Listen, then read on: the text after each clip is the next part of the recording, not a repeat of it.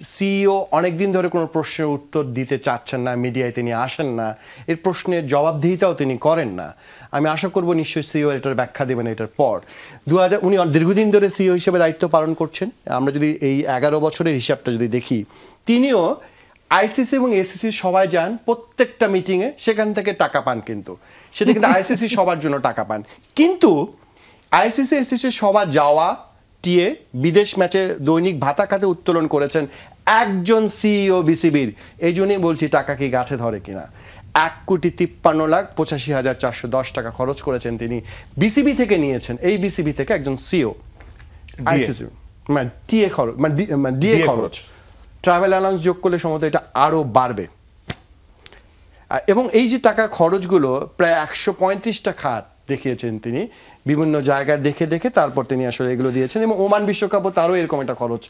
দেখুন এখানে কিন্তু একটা ফিগার আছে, সেটা হচ্ছে আপনি দেখতেছেন না আইসিসি সভা, উনি যেহেতু আপনি বিসিবির সিও, উনি আইসিসি সভায় যাবেন, খুবই স্বাভাবিক। এখানে কিন্তু ফিগারটা কি যে আপনি 2019-এর আগ পর্যন্ত ওনার ডিএ ছিল $200, বিসিবি পরিচালকরা পেতেন 300, বোর্ড সভাপতি 400, উনি পেতেন $200।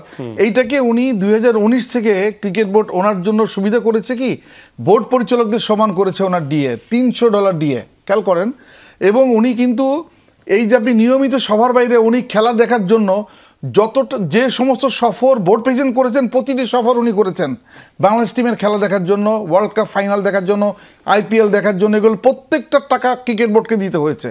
এবং এখানে দেখেন যে যেই সফরে আপনি দেখলেন যে বার্মিংহামে বোর্ড প্রেসিডেন্ট মহোদয়, উনি সাবেক বোর্ড প্রেসিডেন্ট মহোদয়, উনি যে ট্যাক্সি ভাড়া নিয়েছেন, উনিও স্বতন্ত্রভাবে ট্যাক্সি ভাড়া নিয়েছেন ক্রিকেট বোর্ডের কাছ থেকে। হ্যাঁ, ক্রিকেট বোর্ড থেকে ওনার যে ফিগার আউটগুলো প্রত্যেকটা দেখবেন এক্সট্রা লাগেজের জন্য পর্যন্ত টাকা নিয়েছে উনি যে অস্ট্রেলিয়া থেকে ঢাকায় আসবেন এর জন্য এক্সট্রা লাগেজ খরচ নিয়েছে উনি। যেটা হচ্ছে যে আমরা একদম শুরুর দিকে বলছিলাম বিসিবি থেকে অনেক ডকুমেন্টস কিন্তু মিসিং ছিল, কিছু বের হয়ে যাওয়ার আমরা ছবিও দেখেছিলাম। এরপর কারো বিরুদ্ধে কোনো রকম অ্যাকশন নিতে আমরা দেখিনি।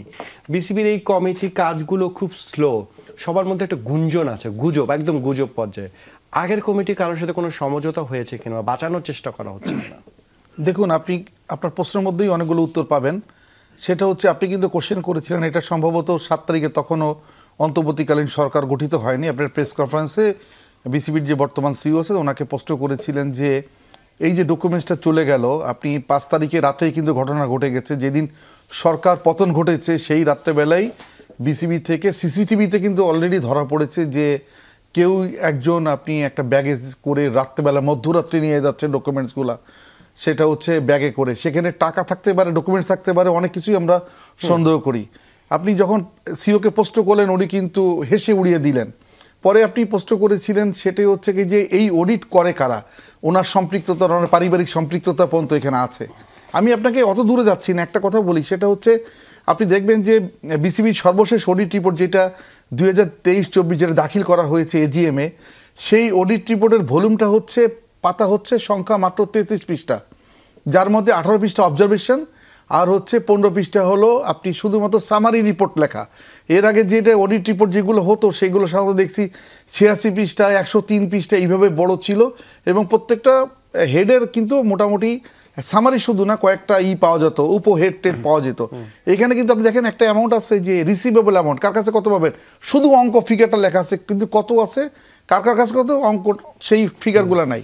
একই অবস্থা দেখেন আপনি যদি 2014 সাল থেকে এই পর্যন্ত দেখেন, কখনো কিন্তু টিকিট বিক্রির কোনো হিসাব কোনো অডিট রিপোর্টে পাবেন না, শুধু হচ্ছে টিকিট ছাপানোর খরচ, টিকিট কমিটির খরচ এটা আছে। তাহলে কি টিকিট বিক্রিতে কোনো আয় হয় নাই? দেখেন কি করছেন। এবং দেখেন এই যে যে সিওর নামটা বলতেছি বারবার, সেটা হচ্ছে কি যে উনি এই আপনার বিগত সরকারের আমলে, বিশেষ করে এই নাজমুল হাসান পাপন আমলে উনি সিও হয়েছেন। আগে ছিলেন উনি জিএম, ডিজিএম, আগে ছিল ডিজিএম, ডিজিএম এর থেকে উনি আপনার জিএম এর থেকে ভারপ্রাপ্ত সিও, তারপর সিও, তাই না? এবং দেখেন ওনার স্যালারিটা উনি নিজে করেছে কি, উনি 2000 সালে যখন জয়েন করেছে, আমার ভালো করে খেয়াল আছে, ওনার বেতন ছিল মাত্র 5,500 টাকা। উনি এখন বেতন পায় কত জানেন? একটা কোম্পানি আইনও লঙ্ঘন করেছে, উনি 5,50,000 টাকা বেতন পায়। লাস্ট মাসে উনি 5,50,000 টাকা, উনি 100 গুণ বেতন বৃদ্ধি করেছেন নিজেরটা।